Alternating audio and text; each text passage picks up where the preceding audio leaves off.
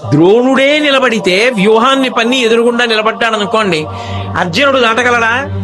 శిష్యుడు, ఎందుకంటే ధర్మం పాటిస్తాడు, అంత తొందరగా చేయడు. ఒక బాణం వేస్తే ఓ బాణం వేస్తాడు, 2 బాణాలు వేస్తే 2 బాణాలు వేస్తాడు, 3 బాణాలు వేస్తే 3 బాణాలు వేస్తాడు. ఈలోగా సూర్యుడు కదిలిపోతాడు.